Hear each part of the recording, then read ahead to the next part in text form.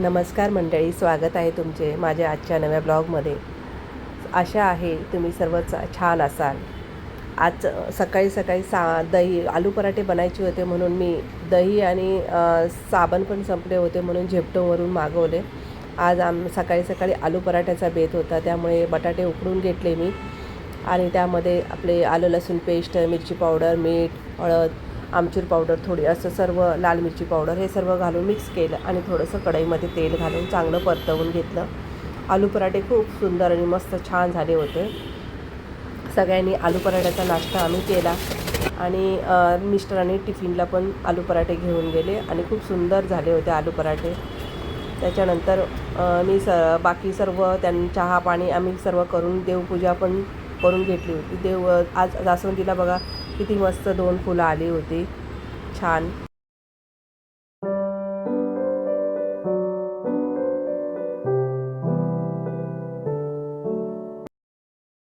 देवाला फुलं घातली होती, खूप छान दिसत होते. आणि आज फुलं इथे पण चांगली मस्तपैकी सजवून ठेवली होती आणि सगळं घरातली आवरावरच माझी झाली. सकाळची कामं पण लादी वगैरे, भांडी बिंडी सर्व झालेली आहे. गॅसचा ओटा बिटा सर्व स्वच्छ करून एकदम सर्व क्लीन झालेलं आहे. आणि आता एवढी काही जास्त कामं नाही आहेत. बाहेर मला रांगोळी घालायची आहे आणि त्याच्यानंतर थोडंसं वाचन थोडंसं करते देवाचं, तेवढं करायचं आहे. आता बघा कसं घर एकदम मस्त नीट अँड क्लीन दिसतं आणि घर स्वच्छ असलं की मन पण एकदम प्रसन्न होऊन जातं, मनाला एकदम आनंद होतो आणि आपल्याला स्वतःला हलकं हलकं वाटतं. असं कोणाकोणाच्या बाबतीत होतं, तुम्ही कमेंटमध्ये मला नक्की सांगा.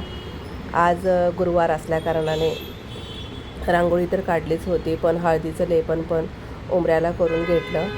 आणि बाहेरचं वातावरण बघा किती छान मस्त एकदम सुंदर दिसतं आहे आणि ऊन मस्त पडलेलं आहे. आता 11:15 वाजून गेलेले आहेत आणि ऊन भरपूर छान पडलेलं आहे. माझं हळदीचं लेपन पण मी करून घेतलं उंबऱ्याला. आणि नंतर संध्याकाळी आजचा मेनू होता भोपळ्याचे घारगे आणि तांदळाची खीर. मस्त एकदम छान मेनू होता. आज सकाळीच मी डाळीमध्ये भोपळा घालायसाठी थोडासा चिरून ठेवला होता. आता मी डाळीमध्ये भोपळा घातला आणि मीठ आणि मिरची पावडर घालून उकडायला ठेवून दिलं. भोपळ्याच्या घारग्या बनवण्यासाठी मी सकाळीच भोपळा आणि गूळ घालून कुकरमध्ये उकडवून ठेवून दिलं होतं आणि आता तेच मी मॅशरने स्मॅश करून घेतलं. आणि त्यासाठी मी तांदळाचं पीठ घेतलं, गव्हाचं पीठ बरोबर प्रमाणात आणि थोडंसं बेसनचं पीठ आणि थोडंसं जायफळ किसून घातलं, तर खूप छान एकदम त्याचा एकदम सुंदर असं खाताना एकदम टेस्टी वाटतं, ते छान वाटतं आणि त्याचा वास पण छान येतो. पीठ चांगलं मळून घेतलं आणि पीठ एवढं मस्त झालं होतं. आणि ही खिरीसाठी ड्रायफ्रूट्स थोडेसे मिक्सरला बारीक करून घेते आणि मी तांदूळ थोडेसे भिजत घातले होते, ते पण मी मिक्सरला आता बारीक थोडेसे जाडसर, एकदम बारीक नाही, थोडेसे जाडसर असे करून घेणार आणि तूप घालून तुपामध्ये ड्रायफ्रूट्स आणि आपले तांदूळ बारीक केलेले चांगले भाजून घेणार, जरा थोडे खरपूस असे भाजून घेणार आणि मग ते गरम दूध करायला ठेवलं ते त्यामध्ये चांगलं ओतून खीर शिजायला ठेवून दिलेली आहे. आणि इकडे आता मी घारग्या बनवायला घेतलं. कलर इतका सुंदर आला होता, भोपळ्या मस्त लाल भडक होता भोपळा, त्याच्यामध्ये हळद घातलेली नाही आहे तरी त्या भोपळ्याचाच कलर आहे. खूप छान एकदम मस्त एकदम खूप सुंदर आणि टेस्टी पण झाले होते. आणि खीर आणि भोपळ्याच्या घारग्या कॉम्बिनेशन खूप छान आहे, मस्त एकदम, आणि खायला पण खूपच छान वाटत होतं. आजचा मेनू खूप सुंदर आणि मस्त होता. आणि माझ्या भोपळ्याच्या घारग्या आज गुरुवार असल्याकारणाने आज देवाला पण स्वामींना पण नैवेद्य दाखवायचा होता, त्यामुळे मी आज म्हटलं आज बनवूया आपण. आणि भोपळा बरेच दिवस झाले आणून ठेवला होता, तो कधी करायचा या कारणाने तसंच राहून गेलं. म्हटलं आता भोपळ्याच्या घारग्या बनवायच्या आहेत. आता मला जेवढ्या पाहिजे होत्या तेवढ्याच मी भोपळ्याच्या घारग्या बनवल्या आणि बाकीचं पीठ मी तसंच फ्रीजमध्ये ठेवून दिलं, जेव्हा पाहिजे तेव्हा आपल्याला बनवता येतं. इथे माझी खीर पण आता मस्तपैकी रेडी झालेली आणि बाकीचं सर्व आता मी कुरवड्या आणि आपले नाचण्याचे पोंगे पण मी तळून घेतले. आणि असं काय असेल तेव्हा असं सगळं सागर संगीत जेवण खूप छान वाटतं आणि खायला पण मजा येते आणि सगळी एकत्र बसून खाल्ल्यावर तर आणखी मजा येते. हे मी जत्रेमधून आणले होते आणि एक हे ज्वारीचे होते, आलं लसूण घातलेले, पण खूप टेस्टी आणि मस्त होते. आमच्या इथे जत्रा भरली होती, तिथून मी ते घेऊन आलेले पॅकेट्स. कुरवड्या वगैरे आणि हे लिज्जत पापडचं ते पण मी तळून घेतलं.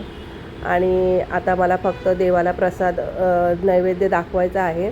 त्याच्यासाठी मी आता सर्व हे झाल्यानंतर माझं तळून झाल्यानंतर प्रसाद काढायला घेणार आहे आणि मग देवाला नैवेद्य दाखवून घेणार. डाळीला फोडणी घालायचं तेवढं बाकी होतं. डाळीला फोडणी घालायसाठी कढीपत्ता आणि आलं लसूणची पेस्ट घालून मिरची पावडर हळद वगैरे टाकून मी डाळीला पण फोडणीला घालून घेतलं. आणि ते झाल्यानंतर मग माझा प्रसाद दाखवायसाठी मग सर्व तयारी बाकीचं ताट काढून घेणार प्रसाद काढायसाठी.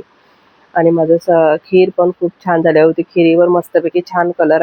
आदल्या दिवशी भूमीने फिरणी मागवली होती, तिची ती मातीची वाटी आहे त्याच्यामध्येच मी खीर काढून घेतली आणि ती फिरणी पण छान होती. आणि ही माझी खीर तर साधारण तशीच मी थोडीशी घट्ट झाल्यावर तशीच सेम लागत होती.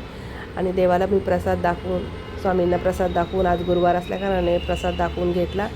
आणि त्याच्यानंतर मिस्टर पण आले. मग आम्ही सगळ्यांनी बसून मस्तपैकी जेवण केलं आणि सर्व भोपळ्याच्या घारग्या पण सगळ्यांना आवडल्या आणि तांदळाची खीर पण आवडली. खूप सुंदर झाला. असा माझा खूप छान आजचा गुरुवार गेला. आणि आजचं जेवण पण खूप सकाळी पण चांगला छान मेनू होता आणि रात्रीला पण खूप छान मेनू होता.